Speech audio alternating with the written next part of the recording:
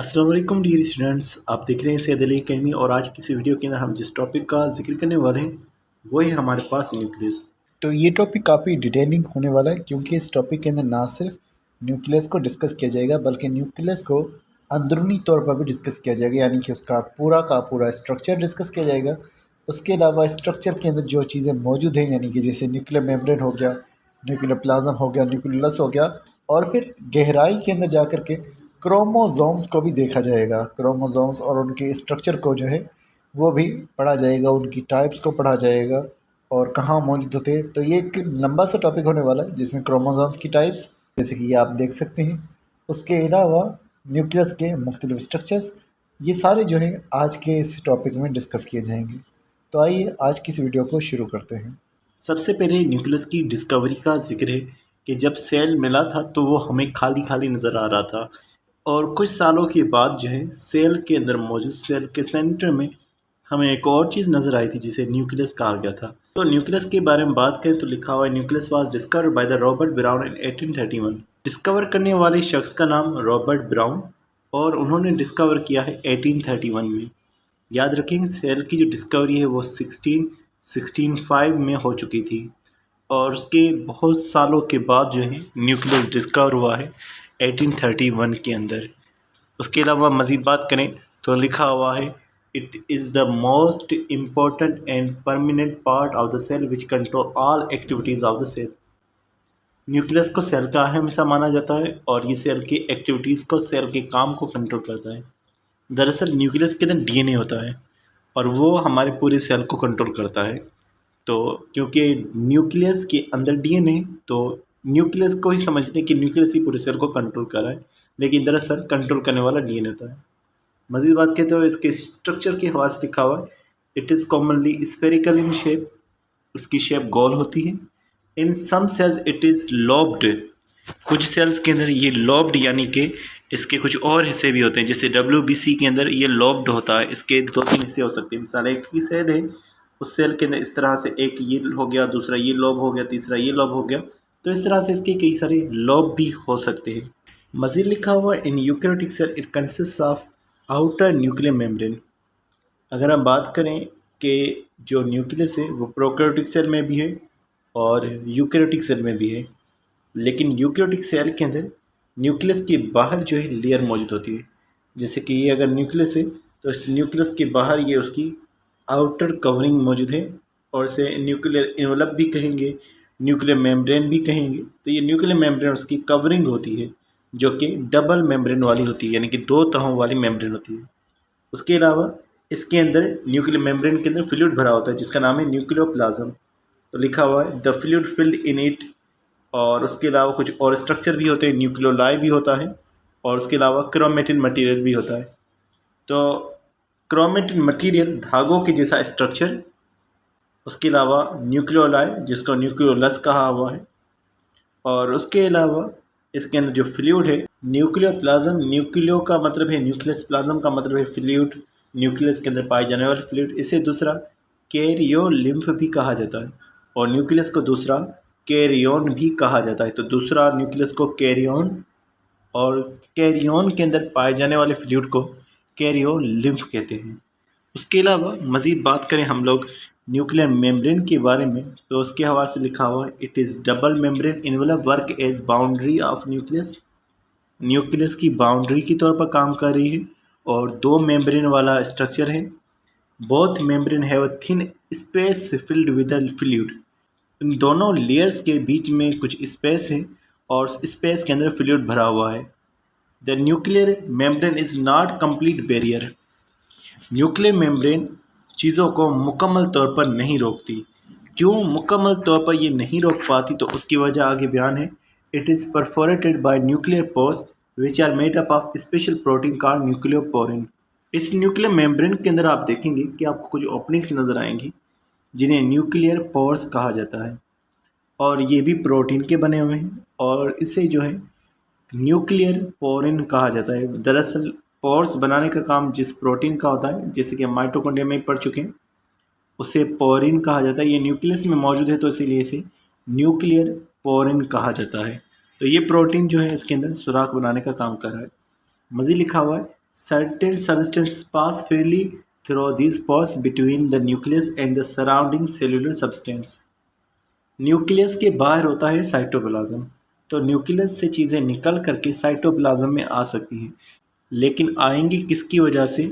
इन्हीं nuclear pores की वजह से। न्यूक्लियर पोर्स की वजह से चीज़ें न्यूक्लियस से निकल करके साइटोप्लाज्म में या फिर एंडोप्लाज्मिक रेटिकुलम के पास पहुँचेंगी। मज़ीद हम बात करते हैं न्यूक्लियस के फ्लूइड के बारे में, जिसे न्यूक्लियोप्लाज्म कहा हुआ है। तो लिखा हुआ है the nucleus filled with the protein rich substance called nucleoplasm और कैरियोलिम्फ। प्रोटीनियस सब्सटेंस भी इसमें बहुत ज़्यादा होता है इस फ्लूइड के अंदर, और इसे न्यूक्लियोप्लाज्म कह रहे हैं। इस न्यूक्लियोप्लाज्म में क्या क्या हो सकता है उसके बाद लिखा हुआ it is a mixture of protein इसमें होंगे, डीएनए होगा, उसके अलावा एक एंजाइम होगा जिसका नाम है आरएनए पॉलीमरेज एंजाइम, कुछ न्यूक्लियोटाइड्स होंगे जो आगे चल कर के डीएनए को या आरएनए को बना रहे होंगे, उसके अलावा कुछ मेटल आयंस मौजूद हो सकते हैं इसके अंदर। उसके अलावा it also contain histone and non histone proteins. Nucleoplasm के अंदर कुछ प्रोटीन मॉलिक्यूल्स मौजूद हैं। ऐसे प्रोटीन मॉलिक्यूल्स मौजूद हैं जो हिस्टोन प्रोटीन के बने हुए भी हो सकते हैं और हिस्टोन के बगैर वाले मॉलिक्यूल्स भी प्रोटीन के हो सकते हैं। यहाँ मौजूद इस हिस्टोन का अहम हिस्सा होता है क्रोमोसोम की फॉर्मेशन में। क्रोमोसोम के अंदर डीएनए भी होता है, हिस्टोन भी होता है। हिस्टोन की तादाद ज़्यादा होती है 60%, और ये डीएनए के मॉलिक्यूल को क्रोमोसोम में जोड़ के रखने का काम कर रहे होते हैं। उसके अलावा लिखा हुआ है therefore it is slightly different in composition from the cytoplasm. Cytoplasm जो कि बहुत सारी चीज़ों का मिक्सचर होता है, जिसके ऑर्गेनेल भी होते हैं, उसके अलावा ग्लूकोज और उसके अलावा proteins, amino acid, different molecules मौजूद होते हैं साइटोप्लाज्म में।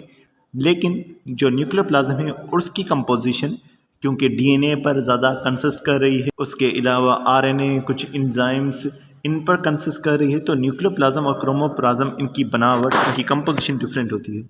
अब हम बात करते हैं एक और पार्ट का जिसका नाम है न्यूक्लियोलस, जो कि न्यूक्लियस के अंदर एक डेंस यानी कि गाढ़ी रीजन होती है। अगर तस्वीर में देखेंगे तो हमें यहाँ पर ये एक स्ट्रक्चर नज़र आ रहा है, ये वाला स्ट्रक्चर न्यूक्लियोलस है। इसके बारे में बात करें तो लिखा हुआ है with in the nucleus is a spherical structure called nucleolus. Nucleus के अंदर एक गोल स्ट्रक्चर है जिसका नाम न्यूक्लियोलस है। देयर मे भी more than one nucleoli in one nucleus. एक न्यूक्लियस के अंदर एक से ज़्यादा न्यूक्लियोलस हो सकते हैं। Their number varies in different kind of cell. हर सेल में न्यूक्लियोलस की तादाद डिफरेंट हो सकती है, कुछ में एक, कुछ में दो, इसी तरह से ज़्यादा न्यूक्लियोलाई मौजूद हो सकते हैं एक न्यूक्लियस के अंदर। मज़ीद लिखा हुआ है कि जब सेल डिवीजन हो रही होती है तो सेल डिवीजन के दौरान में ये न्यूक्लियोलस गायब हो जाता है, लेकिन जब सेल बिल्कुल ही डिवाइड होने वाले हो रहे होते हैं, यानी कि दो सेल बनने वाले होते हैं, तब ये दोबारा से ज़ाहिर हो जाता है। तो यही बात यहाँ पर इस तरह से मौजूद है, it disappears during cell division and reappears afterwards. Cell division के दौरान यानी माइटोसिस के दौरान ये गायब हो जाएगा, और उसके बाद माइटोसिस के आखिरी हिस्से के अंदर टीलोफेज के बाद जब दो सेल बन रहे होंगे तब ये दोबारा से ज़ाहिर हो जाता है। मज़ीद लिखा हुआ है न्यूक्लियस में क्या चीज़ें हैं, तो लिखा हुआ है it is made up of different type of RNA and responsible to synthesize ribosome. Ribosome को बनाने के लिए इसका अहम हिस्सा होता है। राइबोसोम जो होते हैं वो बनते हैं न्यूक्लियोलस में हैं, और फिर न्यूक्लियोलस से निकल करके वो एंडोप्लाज्मिक रेटिकुलम के पास आ जाते हैं। मज़ीद लिखा हुआ है the nucleus contain numerous fine strands in the form of network through out nucleoplasm called chromatin network और न्यूक्लियर रेटिकुलम। न्यूक्लियस के अंदर कुछ फाइबर्स मौजूद है, कुछ धागे मौजूद हैं, और वो पूरे न्यूक्लियस में फैले हुए हैं, और उन धागों को हम लोग क्रोमेटिन नेटवर्क या न्यूक्लियर रेटिकुलम कह रहे हैं। क्रोमेटिन नेटवर्क यानी क्रोमेटिन का जाल, न्यूक्लियर रेटिकुलम, रेटिकुलम का मतलब भी जो है नेटवर्क होता है, यानी कि न्यूक्लियस के अंदर मौजूद मुख्तलिफ चीज़ों का एक जाल। जैसे कि अगर आप देखेंगे इस तस्वीर के अंदर तो यहाँ पर आपको नज़र आ रहा है क्रोमेटिन, और ये मुख्तलिफ चीज़ें जो फैली हुई है पूरी सी, ये पूरा सा स्ट्रक्चर जो इसके अंदर फैला हुआ ये है क्रोमेटिन मटीरियल, क्रोमेटिन नेटवर्क जिसको कहने, और यही बाद में बदल जाएगा क्रोमोसोम के अंदर। तो लिखा हुआ it can be seen only in non dividing cell.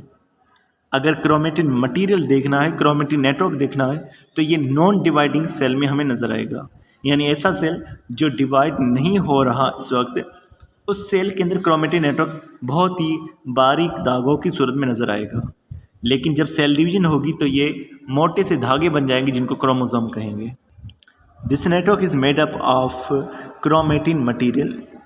इसके अंदर क्रोमेटिन मटेरियल मौजूद है। और कौन सी चीज़ें मौजूद है? डीएनए और हिस्टोन प्रोटीन मौजूद है। जैसा कि हमने कहा कि क्रोमोसोम के अंदर भी डीएनए और हिस्टोन मौजूद होता है, तो यही कंडेंस होकर के वापस क्रोमोसोम बन जाता है। During cell division the chromatin network break into specific number of threads which start coiling and condensation. Chromatin material जो पूरे न्यूक्लियस में फैला हुआ है उसके टुकड़े टुकड़े अलग होंगे और फिर वो टुकड़े जुड़ेंगे, कॉइल होंगे, एक दूसरे के साथ लपेट जाएंगे वो टुकड़े, और कंडेंसेशन भी होगी, यानी वाटर वगैरह भी उसमें से लॉस होगा, वो गाढ़े हो जाएंगे और after condensation it becomes chromosome. और यही क्रोमेटिन मटेरियल गाढ़े होने के बाद एक दूसरे के साथ कॉइल होने के बाद बड़े से स्ट्रक्चर बना देंगे जिनको हम क्रोमोसोम कहेंगे। The chromosome are thick threads made up of highly condensed chromatin material at the time of cell division। Chromosome मोटे से धागे होते हैं जो कि क्रोमेटिन मटेरियल से बनते हैं, लेकिन क्रोमेटिन मटेरियल अगर ज़्यादा कंडेंस हो गए, ज़्यादा जुड़े हुए, और कब बनेंगे? At the time of cell division, cell division के दौरान ये बनेंगे। अब मजीद इसके स्ट्रक्चर के बारे में लिखा हुआ, a chromosome in the beginning of cell division consist of 2 genetically identical threads attached to centromere called chromatids और सिस्टर क्रोमेटिड। जब शुरू के अंदर सेल डिवीजन होती है तो जो क्रोमोसोम बनते हैं वो 2 आर्म्स वाले होते हैं, 2 क्रोमेटिड्स वाले होते हैं। किस तरह से वो 2 क्रोमेटिड्स वाले होंगे? जैसे इस तस्वीर में अगर आप देखेंगे, आपको एक ये बाजू नज़र आ रही क्रोमोसोम की, एक ये बाजू नज़र आ रही, एक ये बाजू और एक ये बाजू। तो आपको इस वक्त 4 बाजू नज़र आ रही हैं और ये 4 बाजू एक बीच वाले एरिया में जुड़ी हुई हैं। इस बीच वाले एरिया को हम कह रहे हैं सेंट्रोमियर।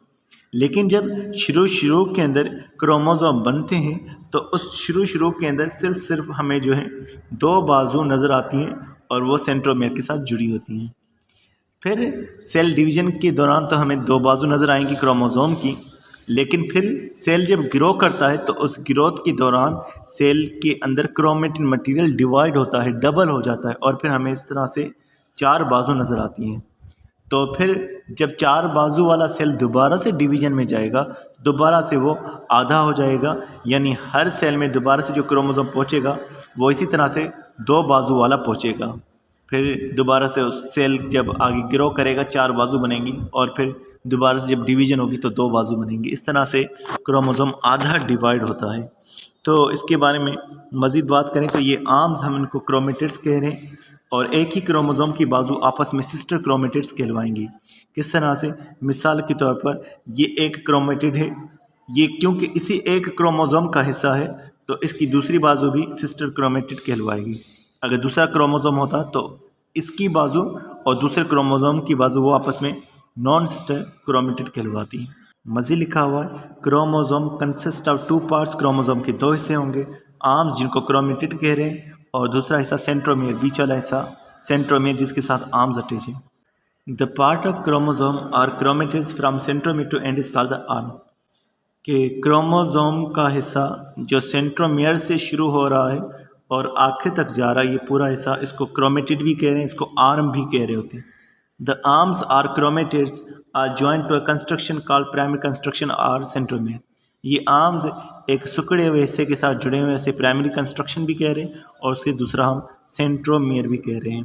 तो आर्म्स जो होती हैं वो सेंट्रोमियर के साथ जुड़ी होती हैं। एक और चीज़ कि इस तस्वीर के अंदर आप देख रहे हैं कि एक तो ये है डीएनए का मॉलिक्यूल, लेकिन ये डीएनए का मॉलिक्यूल एक प्रोटीन के साथ में लिपेटा हुआ है, उस प्रोटीन का नाम है हिस्टोन। तो देखें दूसरा कि ये न्यूक्लियस है, इसमें न्यूक्लियर पोर्स भी नज़र आ रहे हैं आपको, लेकिन इसके अंदर ये जो धागे पड़े हुए हैं येलो कलर से, ये दरअसल है क्रोमेटिन मटेरियल।